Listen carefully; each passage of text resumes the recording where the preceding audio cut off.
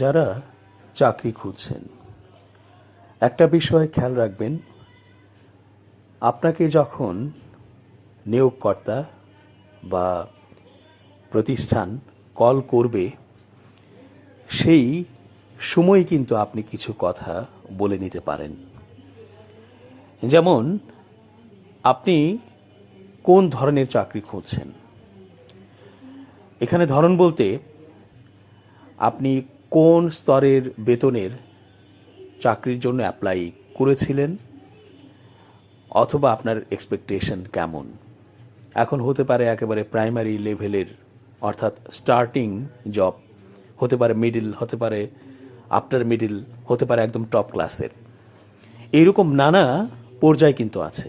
এখন আপনাকে একটি প্রতিষ্ঠান থেকে কল দিল, তিনি বললেন যে আপনাকে শর্টলিস্টে সংযুক্ত করা হয়েছে, আপনি অমুক তারিখ অতটায় ইন্টারভিউ দিতে আসবেন, আপনার রিটেন আছে, ভাইবা আছে। তো আপনি ওই তখনই কিছু প্রয়োজনীয় কথা কিন্তু সেরে ফেলতে পারেন। সেটা হলো, তাকে জিজ্ঞেস করতে পারেন যে আপনাদের প্রতিষ্ঠানে এই যে পদটি, এই পদটির জন্য বেতন কত বা কত রেঞ্জ নির্ধারণ করা আছে। তখন যদি তারা, মানে যিনি কল করেছেন, তিনি যদি বলেন যে হ্যাঁ, রেঞ্জ হচ্ছে 10,000 থেকে 15,000, এটা একটা উদাহরণ দিলাম, তাহলে কিন্তু আপনি বুঝে গেলেন যে স্যালারির রেঞ্জটা কী, এবং এই রেঞ্জেই আসলে আপনি চাকরির জন্য অ্যাপ্লাই করেছেন কিনা। কারণ এমনও হয় যে পদ দেখে বোঝা যায় না, হয়তো দেখা গেল যে অফিস এক্সিকিউটিভ, কিন্তু প্রতিষ্ঠান ভেদে এই অফিস এক্সিকিউটিভ এর বেতন কিন্তু ডিফারেন্ট হয়ে থাকে। হয়তো এমন অফিস আছে সেখানে বেতন হচ্ছে 10,000 টাকা, 10 থেকে 13 বা 15,000 টাকা। আবার এই একই পজিশন অফিস এক্সিকিউটিভ, এই পদে দেখা গেল যে অন্য আরেকটি প্রতিষ্ঠানে বেতন 25 থেকে 30-এর মধ্যে। আবার এই একই পজিশন অন্য আরেকটি প্রতিষ্ঠানের ক্ষেত্রে বা অন্য রকমের কাজ করে, কিন্তু অফিস রিলেটেড, এই যে অফিস এক্সিকিউটিভের যে কাজগুলো আছে সেই কাজই করবেন, কিন্তু সেখানে স্যালারি রেঞ্জ হচ্ছে 60 থেকে 70, এরকম কিন্তু আছে। আবার বেসরকারি বা মাল্টিন্যাশনাল যে বিভিন্ন প্রতিষ্ঠানগুলো আছে, যেগুলো খুবই নামকরা, ওয়ার্ল্ড ওয়াইড নামকরা বিজনেস প্রতিষ্ঠান, মাল্টি বিজনেস করে তারা, গ্রুপ অফ কোম্পানিজ বা ইন্টারন্যাশনাল কোনো বিজনেস অফিস, সেখানে কিন্তু এই অফিস এক্সিকিউটিভের বেতন আরও বেশি। তো যখন এই ব্যক্তি কল দেবেন আপনাকে যে স্যার বা ক্যান্ডিডেট সাহেব, আপনি অমুক তারিখে আমাদের এখানে রিটেন দিতে আসবেন অথবা ভাইবা দিতে আসবেন, তখন এই ছোটোখাটো কিছু বিষয় যেটা গুরুত্বপূর্ণ সেগুলো জেনে নেওয়া উত্তম। আমরা এরকম দেখেছি যে অনেক ক্ষেত্রেই যিনি কল করেন তিনি বলতে চান না, তিনি বলেন যে এটা আমার জানা নেই, এটা আপনি আসেন, পরীক্ষা দেন, তারপরে পরীক্ষা দেওয়ার পর সেখানে তারপরে যে ভাইবা হবে সেই ভাইবাতে বোর্ডের লোকজন থাকবে, কর্মকর্তারা থাকবে, তারা আপনার সাথে কথা বলবে, তখন আপনি বলে নেবেন বা জেনে নেবেন। এই কথায় আপনি ভুলবেন না, কারণ হচ্ছে তার অর্থই হচ্ছে এটা আপনার একটা টেস্ট। আপনাকে তো তারা টেস্ট করবে, কিন্তু আপনারও তো একটা টেস্ট আছে যে ওই প্রতিষ্ঠানটি কেমন। যে প্রতিষ্ঠান বলে দিতে চায় না যে এই পদের স্যালারি রেঞ্জ কত, সেই প্রতিষ্ঠানে তো আপনার যাওয়ার দরকার নেই। কারণ একটা চাকরি মানুষ খোঁজে কেন? টাকার জন্যই তো। অর্থাৎ আপনি টাকা বা বেনিফিটস, আপনি এটা চাইছেন, আর ওরা চাইছে হচ্ছে কাজ। এই তো লেনাদেনাটা। প্রতিষ্ঠান চাইবে কাজ, দায়িত্ব পালন করা, আর আপনি চাইবেন বেতন এবং আদার্স যে বেনিফিটস। এখন তিনি কাজের জন্য আপনাকে কল দিয়েছেন, ওই পোস্টে আপনাকে ডেকেছেন, সেই পোস্টের যে কি কি কাজ আছে, টার্মস অফ রেফারেন্স কি কি আছে, ওয়ার্ক লিস্ট আছে, সব কিছু আপনি জানেন। কারণ যেহেতু অনলাইনে এখন সব দেখা যাচ্ছে, আপনি হয়তো অ্যাপ্লাই করেছেন, সেখানে আপনি ব্রাউজ করে দেখলেন যে সেখানে কি কি বিষয়গুলো দেওয়া ছিল, জব ডেসক্রিপশনে কি কি আছে, আপনি ঠিকই দেখে নিতে পারলেন। কিন্তু আপনি এটা জানলেন না যে আপনার বেতন বা আদার বেনিফিটস কি কি। তাহলে প্রতিষ্ঠান তাদের পক্ষের বিষয়টি, তাদের স্বার্থের বিষয়টি ঠিকই আপনাকে জানিয়েছে অনলাইনে বা বিডি জবস অথবা অন্যান্য যে জবের সাইটগুলো আছে সেখানে, অথচ আপনি কিন্তু বেতন এবং বেনিফিটস কি তা জানলেন না। এটা তো হতে পারে না। অর্থাৎ এখানেই হচ্ছে টেস্ট করে ফেললেন যে ওই প্রতিষ্ঠান আসলে সুবিধার কি অসুবিধার। আপনি ওই ধরনের প্রতিষ্ঠানে আপনি ইন্টারভিউ দিতে যাবেন না। আপনি বলবেন যে দয়া করে আপনি যদি স্যার জানাতেন যে স্যালারি রেঞ্জ কত, তাহলে সে যদি জানাতে পারে যে ঠিক আছে আমি আপনাকে এই মুহূর্তে জানাতে পারছি না, আপনাকে তথ্যটি জানালাম যে অমুক ডেটে আপনার ইন্টারভিউ আছে, আপনি এটা নোট করে রাখেন, আপনাকে আমি আগামীকাল অথবা কিছুক্ষণ পর এটা জেনে আপনাকে আমি কল দিচ্ছি, তখন সে মোতাবেক কিন্তু আপনি জেনে যাবেন অথবা আপনি বুঝবেন যে যে প্রতিষ্ঠান থেকে আপনাকে কল দিয়েছে সেই প্রতিষ্ঠানটি আসলে দায়িত্বশীল প্রতিষ্ঠান এবং সেই প্রতিষ্ঠান যে নিয়োগ দেবে যাদেরকে, সেই ক্যান্ডিডেটদের কথাও তারা ভাবে এবং ক্যান্ডিডেটদের যে চাওয়া পাওয়া আছে, তাদের কি কি প্রয়োজন আছে সেটাও তারা গুরুত্ব দেয়। না হলে হবে কি একপক্ষীয় হবে, তারা শুধু কাজ চাইছে, তারপর দায়িত্ব পালন করতে হবে এটা চাইছে, কিন্তু কোনোভাবেই তারা বেতন বা বেনিফিটসের কথা বলছে না। এরপর আরও কিছু বিষয় আছে যে বিষয়গুলো চিন্তা করলে আপনি হয়তো বের করতে পারবেন যে যে প্রতিষ্ঠান আপনাকে ডেকেছে সেই প্রতিষ্ঠান আসলে কেমন। যেমন আপনাকে সেল ফোনে একটা টেক্সট দিয়ে রেখেছে, অর্থাৎ টেক্সটটা হচ্ছে ইন্টারভিউ কল করেছে, ইন্টারভিউ কবে হবে কয়টায় সেটা জানিয়ে দিয়েছে, পোস্টের নাম লিখে দিয়েছে, আপনাকে ইনভাইট করেছে সেই ইন্টারভিউতে। কিন্তু ওই যে টেক্সট পাঠালো সেই টেক্সটের পর আপনাকে একটা কলও আর দিলই না। আপনি টেক্সট পেয়ে আপনি কি করবেন সেটা আপনার পক্ষের ব্যাপার, যে আপনি হয়তো টেক্সট পেয়ে যে নম্বর থেকে টেক্সটটি এসেছে সেই নম্বরে আপনি হয়তো কল করলেন, কল করে জেনে নিলেন, আরও বিস্তারিত জেনে নিলেন যে তারাই তারাই টেক্সট করেছে কিনা, বা তাদের যে ভেন্যু অথবা যেখানে পরীক্ষা হবে তার অ্যাড্রেসটি আরও ডিটেইল জেনে নিলেন। এটা আপনার পক্ষ থেকে আপনি করতে পারেন। সাধারণত কি হয়, যে নম্বর থেকে টেক্সটগুলো আসে সেই নম্বরে আর কল দিলে কল যায় না বা কল ঢোকে না, আর কল ঢুকলেও তারা রিসিভ করে না। অর্থাৎ ওই নম্বরটি শুধু টেক্সট পাঠানোর জন্যই, কোনো কল রিসিভ করার জন্য নয়।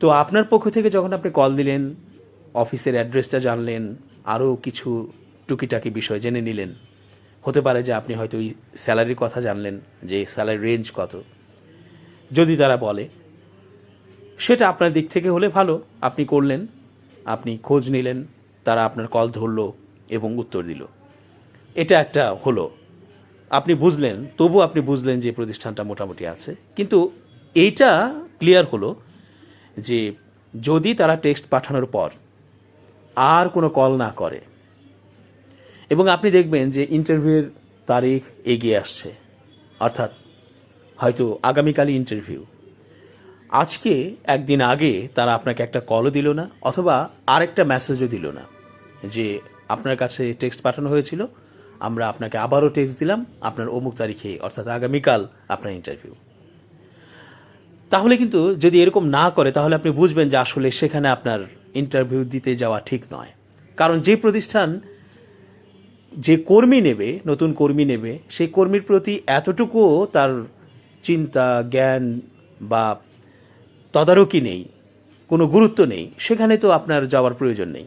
কারণ সে মনে করে, তারা মনে করে, সেই প্রতিষ্ঠানের লোকজন মনে করে যে বাংলাদেশে তো এই যে শ্রমশক্তি অর্থাৎ এই শ্রম, এটা খুব সস্তায় পাওয়া যায়, এখন মাস্টার্স পাস, এখন অমুক পাস তমুক পাস, পাশের লোকের অভাব নেই। সুতরাং এখন মনে করে যে আমি একটা টেক্সট দিয়েছি, এরকম হতে পারে যে 5,000 জনকে টেক্সট দিয়েছে বা 3,000 জনকে টেক্সট দিয়েছে, অল্প টাকায় টেক্সট কিনতে পাওয়া যায়, সেই রকম মেসেজ কিনে একটা মেসেজ দিয়ে দিয়েছে, গ্রুপ মেসেজ, এই 3,000 বা 2,000 জনের কাছে চলে গেছে।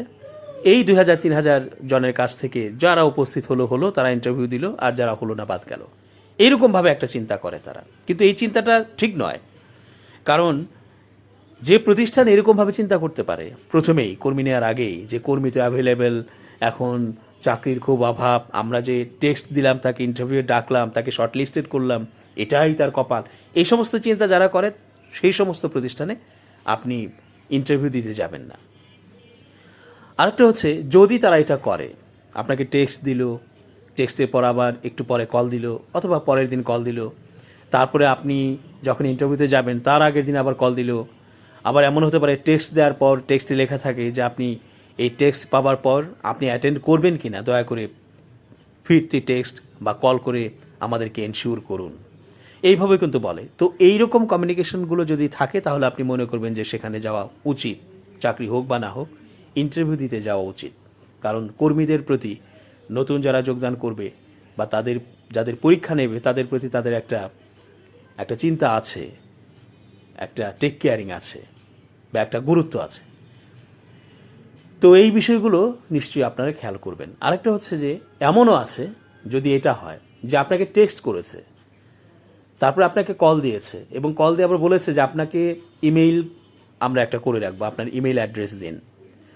তো ইমেইল অ্যাড্রেস দেওয়া হলে সেই ইমেইল অ্যাড্রেস, অথবা সিভিতে ইমেইল অ্যাড্রেস দেওয়া আছে, সেই ইমেইল অ্যাড্রেসে তারা ইমেইলটা পর্যন্ত করে দিয়েছে, অর্থাৎ টেক্সট দিয়েছে, কল করেছে, আবার বলেছে যে আপনার ইমেইলে আমরা অফিসিয়াল ইমেইল করে দিলাম আপনার ইন্টারভিউ কবে হবে, কখন এবং অ্যাড্রেস ইত্যাদি দিয়ে। তারপর ইন্টারভিউয়ের আগের দিন আবারও কল করা যে আপনি কি আসছেন, তারপরে ইন্টারভিউ হলো। অর্থাৎ এই সমস্ত কমিউনিকেশনগুলো যদি থাকে তাহলে দেখবেন যে সেই প্রতিষ্ঠান ভালো প্রতিষ্ঠান। কারণ একটা প্রতিষ্ঠানের বিষয়টি আপনি জানবেন কি করে। আরেকটা সত্যি কথা বলি, সেটা হচ্ছে দূর থেকে আপনি হয়তো একটা প্রতিষ্ঠানকে দেখছেন, ধরেন ইউনিলিভার, ধরেন গ্রামীণ ফোন, ধরেন বেক্সিমকো, ধরেন স্কয়ার, ধরেন ব্র্যাক এনজিও, এরকম আরও অনেক অফিসেস আছে, তাই না? তো সেই অফিসগুলোতে আপনি যে পর্যন্ত চাকরি না করবেন, আপনি সেখানে না ঢুকবেন, না কাজ করবেন, সে পর্যন্ত আপনি যতই শোনেন মানুষের কাছ থেকে, অথবা আপনি দূর থেকে ভাবেন বা ইন্টারনেট ঘাঁটাঘাঁটি করেন, অথবা অন্য কোনোভাবে তথ্য নেবার চেষ্টা করেন, আপনি কখনোই সত্যিকার যে ব্যাপারটি সেটা আপনি বুঝবেন না। যখনই কাজ করবেন তখন আপনি বুঝবেন। সেই জন্য কিছু কিছু সিম্বল আছে, সংকেত আছে। ওই সংকেতগুলো, সিম্বলগুলো যদি আপনি এইভাবে চিন্তা করেন গভীরভাবে, তাহলে আপনি বুঝবেন যে ওই প্রতিষ্ঠানের মান কেমন, সেই প্রতিষ্ঠান আদৌ স্ট্যান্ডার্ড কিনা, সেই প্রতিষ্ঠান আসলে কতটা গুরুত্ব দেয় কর্মীদের অথবা দেয় না, অথবা কতটা নিয়মতান্ত্রিক, কতটা সিস্টেমে চলে। এটা কিন্তু এই ছোটোখাটো বিষয়গুলো দিয়ে বোঝা যায় বা আন্দাজ করা যায়। আর এগুলো অনুপস্থিত থাকলে বুঝবেন যে সেই ধরনের প্রতিষ্ঠানে আপনি যাবেন না। আমরা তো এমনও প্রতিষ্ঠান দেখেছি যে আপনি শিওর করেছেন যে আপনি ওই দিন আসবেন, সেদিন সকাল 10টায় হয়তো ইন্টারভিউ, 10টা বাজার আধা ঘন্টা আগে আপনাকে কল দিয়েছে যে স্যার আপনি কি আসছেন, তো আপনি রাস্তায় আছেন, কোনো অসুবিধা হচ্ছে না তো, আমাদের অ্যাড্রেসটা বুঝেছেন তো, লোকেশনটা চিনেছেন। এরকমভাবে কিন্তু ইন্টারভিউয়ের আধা ঘন্টা আগেও কল দেয়। অর্থাৎ এতটাই গুরুত্ব দেওয়া হয় যাতে করে যিনি ইন্টারভিউ দিতে আসছেন তিনি যেন ঠিকঠাক মতো ইন্টারভিউ দিতে পারেন, কোনো কষ্ট যেন না হয়। এই যে বিষয়গুলো বললাম, এই বিষয়গুলোতে আপনারা যারা ইন্টারভিউ দেবেন, আমি আগেই বলেছি যে বিভিন্ন স্তরের যারা চাকরি খুঁজছেন, চাকরি প্রার্থী আছেন, চাকরি যদি সরকারি না হয় বা মনোপুত না হয় কোনো জব, তখন মানুষ চাকরি খুঁজতেই থাকে, অর্থাৎ সারা জীবনই চাকরি খোঁজে। আর যখন মনোপুত হয়ে যায়, পরিবেশ, বেতন, বেনিফিটস, স্থায়িত্ব, টিকে থাকা সব মিলিয়ে যদি ম্যাচ করে যায় তাহলে মানুষ তখন চাকরি ছাড়ে না। তারপরও যখন কেউ ভালো অফার পায়, 2 গুণ 3 গুণ 4 গুণ বেতন, আরও নানা বেনিফিটস, তখন মানুষ কিন্তু চাকরি ছাড়েই। ফলে চাকরি খোঁজা একটি অনগোয়িং প্রসেস, কিন্তু এর মধ্যে দেখতে হবে যে কে কতটুকু গুরুত্ব আপনাকে দিচ্ছে, তাদের যে কমিউনিকেশনস আছে, তাদের যে এই যে কিছু বিষয় আছে, সেই বিষয়গুলো দেখে কিন্তু আন্দাজ করা যায় যে সেই প্রতিষ্ঠান কেমন হবে। আরেকটা বিষয় বলি, সেটা হলো আপনি অনলাইনে হয়তো দেখেছেন অথবা সোশ্যাল মিডিয়ায় দেখেছেন তাদের ইন্টারভিউ, হতে পারে সেটা লিঙ্কডইন, হতে পারে বিডি জবস, হতে পারে অন্য কোনো জব ওয়েবসাইট, অথবা সোশ্যাল মিডিয়াও হতে পারে। সেক্ষেত্রে আপনি দেখবেন যে সেখানে স্যালারির কথাটা উল্লেখ আছে কিনা, বেনিফিটসগুলো আছে কিনা, তাদের তো সেখানে কি কি কাজ করবেন, অর্থাৎ job description, terms of reference, এগুলো তো আছেই। এটা দেখবেন যে সেখানে অফিস আওয়ার লেখা আছে কিনা, কয়টা থেকে কয়টা, কতদিন ছুটি, বোনাস কয়টা, তারপর প্রভিডেন্ট ফান্ড আছে কিনা, গ্র্যাচুইটি সিস্টেম আছে কিনা, তারপরে হলো যে ওয়ার্কিং আওয়ারটা কতটুকু, তারপরে হচ্ছে যে ছুটি ছাটা কেমন, বিশেষ করে বেতনটা আছে কিনা। এই বিষয়গুলো যদি থাকে তাহলে বুঝবেন যে প্রতিষ্ঠানটা ভালো। কারণ হচ্ছে যারা চিন্তা করে যে আমি স্বচ্ছ, আমি একজন কর্মী নেব বা 2 জন 5 জন 10 জন কর্মী নেব, তারা যেন আমার এই সার্কুলারটা দেখে বোঝে যে আমি আসলে কি চাইছি। আর যদি দেখেন যে নেগোশিয়েবল, হ্যাঁ নেগোশিয়েবল সবসময় আমরা ম্যাক্সিমাম যেটা দেখি যে ইন্টারভিউ তারা নেবে সেই জন্য যে জব সার্কুলার দেয় সেই সার্কুলারে নেগোশিয়েবল। আরে কি নেগোশিয়েবল? আলোচনা সাপেক্ষ মানে কি? আলোচনা করব আমি তো ইন্টারভিউ বোর্ডে, যে আমার যখন রিটেন হবে, রিটেনের পর ভাইভা হবে তখন আমি, অথবা সরাসরি যদি ভাইভাও হয় তখন আমার বলতে হচ্ছে, বা তখন তারা জানতে চাইলে বলতে হচ্ছে যে আমি এত চাই। তো আমি যে এত চাই, আমি তাদের রেঞ্জ জানি না, আমি তাদের বেতনের কাঠামো জানি না, কিচ্ছু জানি না, আমি কি চাইবো? আমি তো এখন বেতন পাই 50, ধরুন আপনি সেখানে গিয়ে তো আর 40 চাইতে পারবেন না, অথচ তাদের পোস্টে সেখানে বেতন হয়তো ধার্য করা আছে বা সিস্টেমে আছে হয়তো 20। তো আপনি এত কষ্ট করে গেলেন, এত কমিউনিকেশনসের পর গেলেন, এত সুন্দর সেজে গুজে, হ্যাঁ প্রফেশনালভাবে গেলেন, যে তারপরে আপনি জানলেন যে ওখানে ওই পোস্টের বেতন হচ্ছে 20,000, অথচ আপনি 50,000 টাকা বেতন পান। আবার এমন হয় যে আপনি হয়তো 10,000 টাকা বেতনের চাকরি করছেন, এমনভাবে ডেকেছে, আপনি গেলেন, সেখানে শোনেন যে বেতন তাদের হচ্ছে 60,000 টাকা ওই পদে, অথচ আপনার প্রতিষ্ঠানে আপনি 10,000 টাকা পান, আপনি হয়তো এক্সপেক্ট করেন 20,000, আপনি তাদের কাছে গিয়ে 20,000 চেয়েছেন, অথচ তাদের বেতনই হচ্ছে সেখানে 60,000 টাকা। তাহলে তারা কিন্তু আপনাকে নেবে না যত ভালো আপনি ইন্টারভিউ দেন, কারণ আপনি তো 20,000 চেয়েছেন। আর 20,000 টাকা দিয়ে যদি নেয়ও আপনাকে, আপনি সেখানে টিকতে পারবেন না। ওখানেই দেখবেন যে ওই পোস্টে হয়তো আরেকজন আছে, অথবা সিমিলার যে জবের যে আছে, ক্রাইটেরিয়া আছে বা শ্রেণী আছে, জবের স্তর আছে, সেই স্তরে আপনার ধরেন স্তর নম্বর 5, আপনি অফিস এক্সিকিউটিভ, আরেকজন লোক হয়তো মার্কেটিং এক্সিকিউটিভ আছে, ওনারও 5 স্তর। তাহলে ওনার আপনার বেতন কাছাকাছি থাকার কথা। দেখা গেলো যে উনি 60,000 পাচ্ছেন, আপনি 20,000 আপনি নিজে চেয়ে সেখানে যোগদান করেছেন। সো কোনোভাবেই কিন্তু এই অফিসিয়াল পরিবেশটা, HR এর পরিবেশ ঠিক থাকবে না এবং এইভাবে হবে না।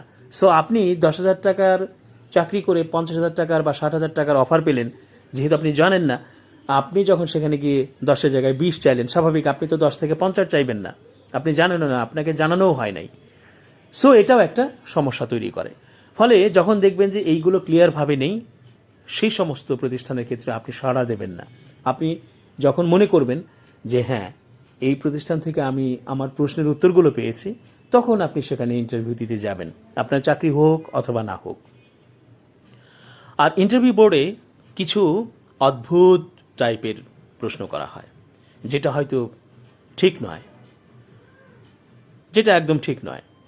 যেমন বলা হলো যে আপনি তো এই জব করছেন, আপনি তো আসলে আপনাকে তো আমরা চিন্তা করেছি যে আপনি এই জবটি পারবেন, তো আপনার ক্রাইটেরিয়া, আপনার সিভির মধ্যে যা যা লেখা আছে, আপনার বিভিন্ন অভিজ্ঞতা লেখা আছে, সেই অনুযায়ী আমরা ভেবেছি যে আপনি পারবেন, কিন্তু আপনি তো অমুক শিক্ষা প্রতিষ্ঠান থেকে পাশ করেছেন, আপনি তো এই শিক্ষা প্রতিষ্ঠান থেকে পাশ করেন নাই। অথচ তারা তাদের সেই যে সার্কুলার, সেখানে কিন্তু কোনো শিক্ষা প্রতিষ্ঠান বা কোন বিভাগ বা কোন বিশ্ববিদ্যালয় বা কোথায় থেকে আপনি পাশ করেছেন সেটা কোনো কিছু ইন্ডিকেট করা নেই।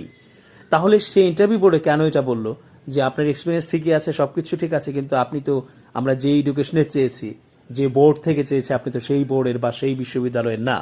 সো আপনি এখানে কিভাবে করবেন? আপনি তখন বুঝে নেবেন যে এটার এই প্রতিষ্ঠানের আসলে স্ট্যান্ডার্ড বা এই প্রতিষ্ঠানের মন মানসিকতা কেমন। সো সেটাও একটা ব্যাপার যে সেখানে আপনি ইন্টারভিউ দিলেও আপনি সেখানে কতটা ভালো করতে পারবেন সেটা কিন্তু একটা চিন্তার বিষয়, আর সেই বিষয়গুলো কিন্তু আপনার খেয়াল করা উচিত। সুতরাং এই বিষয়গুলো খেয়াল করে যদি যারা ইন্টারভিউ দিচ্ছেন বা দিতে চান, তারা যদি কথা বলতে পারেন বা তারা যদি বিষয়গুলো জেনে বুঝে করেন, তাহলে কিন্তু অনেক ভালো হবে। ইন্টারভিউ বোর্ডে উল্টাপাল্টা অনেক কিছু প্রশ্ন করা হয়। যেমন ধরুন আপনাকে এরকম প্রশ্ন করা হলো যে আপনি হেঁটে আসছেন, আপনি আপনার বাসা থেকে আসছেন, এইটুকু আসতে আপনি কতগুলো কাক উড়ে যেতে দেখেছেন। আপনারা হয়তো বলবেন যে BCS এই ধরনের কিছু কোশ্চেন করা হয়, যে কোশ্চেনগুলোর কারণে হয়তো তার মেধা পরীক্ষা করা হয়। আপনি ডিরেক্ট বলে দেবেন যে আমি বাসা থেকে এখানে এসেছি, আমার তো কাক গোনার কথা নয়। আপনি সুন্দর করে বলবেন, কাক তো আমার গোনার কথা নয়, কতগুলো কাক এখানে উড়ে যাচ্ছে বা আসছে সেটা তো গোনার কথা নয়। সুতরাং আমার মনে হয় যে এই প্রশ্নটি আমাকে কেন করা হলো, এটা না করলে উত্তম হয়। এইরকমভাবে আপনি তাকে উত্তর দেবেন। আপনার দরকার নাই যে আপনি বলবেন যে আপনি নিজে এখান থেকে আমার বাসা পর্যন্ত যান, অথবা বাসা থেকে এই পর্যন্ত আপনি নিজে আসেন তো গুনে, আপনি যদি গুনতে পারেন তাহলে আমি উত্তর দিতে পারবো। অথবা আপনি একটা সংখ্যা বললেন যে আমি আমার বাসা থেকে এই যে ইন্টারভিউ বোর্ডে আসছি, আমি 500টি কাক উড়ে যেতে দেখেছি।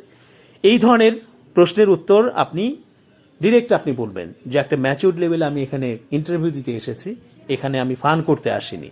বা এইগুলোর উত্তরে আমি এমন একটা উত্তর দেবো যে আপনারা খুশি হয়ে গেলেন যে আমি খুব চমৎকার, অসাধারণ, আমার মধ্যে প্রত্যুৎপন্নমতিতা আছে, অনেক জ্ঞান আছে, আমি এটা এভাবে প্রকাশ করতে চাই না। তো এই ধরনের কিছু আপনি প্রশ্নও কিন্তু ইন্টারভিউ বোর্ডে পাবেন। তারপরে পাবেন যে আপনি কোন রাজনীতিকে পছন্দ করেন। বাংলাদেশে কিছু রাজনৈতিক দল আছে, বিশেষ করে বড় বড় কয়েকটি দল আছে, আপনি কোন দলকে সাপোর্ট করেন। এই ধরনের প্রশ্ন যখন আপনি শুনবেন তখনও কিন্তু আপনি টেকনিক্যালি উত্তরগুলো দেবেন, কারণ তারা আসলে আপনার কোনো উত্তর স্পেসিফিক পেলে তারা খুশি হবে না, অখুশি হবে তা তো আপনি জানেন না। ফলে এই ধরনের প্রশ্ন যে সমস্ত ইন্টারভিউ বোর্ডে করা হয়, তারা কিন্তু আসলে আপনাকে নেবার জন্য প্রশ্নগুলো করে না, সময় নষ্ট করা এবং আপনাকে অযথাই আপনাকে প্যাচে ফেলে এবং আপনাকে আসলে নেবে না। খেয়াল রাখবেন, যারা নেয় তারা আপনার ভেতর থেকে, আপনার ভেতর কি আছে সেটা প্রশ্ন করে করে খুঁজে বের করে নেয়। তারা কখনো এই ধরনের প্রশ্ন করে না। আমরা যারা ইন্টারভিউ দিচ্ছি তারা এই বিষয়গুলোতে সতর্ক থাকব। আর আমি নিজে এফএসটি ফাউন্ডেশনের সিনিয়র অ্যাডভাইজার, আমি সিনিয়র ডিরেক্টর, আমি সেখানে এইচআর, অ্যাডমিন অ্যান্ড প্রোগ্রাম দেখছি। সো আমি আমার এই 20-22 বছরের অভিজ্ঞতায়, স্পেশালি এইচআর, অ্যাডমিন, প্রোগ্রাম, আমি এই বিষয়গুলো আপনাদের সাথে শেয়ার করলাম। আমরা যখন আমাদের প্রতিষ্ঠানে বা আমি যেখানেই কনসালটেন্সি করি, আমি ব্যক্তিগতভাবে কনসালটেন্সি করি, আমার যে অফ টাইমগুলো আছে, ডে অফ টাইমগুলো আছে, তখন কিন্তু এই যে আমি যে পজিটিভ দিকগুলো বললাম ইন্টারভিউয়ের ক্ষেত্রে বা সার্কুলারের ক্ষেত্রে বা ইন্টারভিউ কল করার ক্ষেত্রে, এই পজিটিভ বিষয়গুলো আমি আমার দিক থেকে এনশিওর করি, কোনোভাবেই কোনো গ্যাপ রাখি না। কারণ এইচআর স্পষ্ট হবে, সেখানে কোনো গ্যাপ থাকার সুযোগ নেই। যারাই গ্যাপ করছে, নেগোশিয়েবল বলছে, এই বলছে সেই বলছে, উত্তর দিচ্ছে না, হাইড করছে, জানাচ্ছে না, যারা ইন্টারভিউ দেবে অর্থাৎ ইন্টারভিউ, তারা আসছে কষ্ট করে, আবার কষ্ট করে ফিরে যাচ্ছে, পুরোটাই অন্ধকারে থাকছে, অর্থাৎ কি হলো না কিছুই জানে না, নিজের টাকা খরচ করে গেল, ওয়াইল্ড রেস্ট হয়ে গেল এবং তারা সেখানে সময় দিল, শ্রম দিল, তারা প্র্যাকটিস করে গেল, কিন্তু রেজাল্ট শূন্য। এইভাবে বহু সময় নষ্ট হচ্ছে, মানুষের মন মানসিকতা নষ্ট হচ্ছে। আমি এস জে রতন কখনো এই কাজটি করি না। এবং আমার সাথে যারা থাকেন, যাদেরকে আমি সাজেশন করি, ট্রেন্ড আপ করেছি, বিভিন্ন প্রতিষ্ঠানে আমি মূল কোঅর্ডিনেটর হিসেবে কাজ করেছি, মূল মানুষ হিসেবে head of HR, head of admin এবং চিফ অফ অ্যাডমিন এবং সিনিয়র ডিরেক্টর, সিনিয়র অ্যাডভাইজার হিসেবে কাজ করেছি এবং যেটাতে করছি সেখানে সবসময় আমি স্পষ্ট করে দিই যে একটা লোককে যখন আমরা ডাকবো তখন তিনি কী কী বিষয়ে জানবেন, কী কী বিষয় আমরা জানাবো, একেবারে স্পষ্ট করে দেওয়া হয়। এবং আমরা যাকে নেব তাকে আমরা সেইভাবে সময় দিয়ে তার ভেতর থেকে আলোটা বের করে আনার চেষ্টা করি। তার ভেতরে যে অভিজ্ঞতা আছে, ক্রিম আছে, মেরিটোরিয়াস ব্যাপারটি আছে, মেরিটস আছে, সেইগুলো বের করে আনার চেষ্টা করি। তারপরে তাকে আমরা নেবার চেষ্টা করি।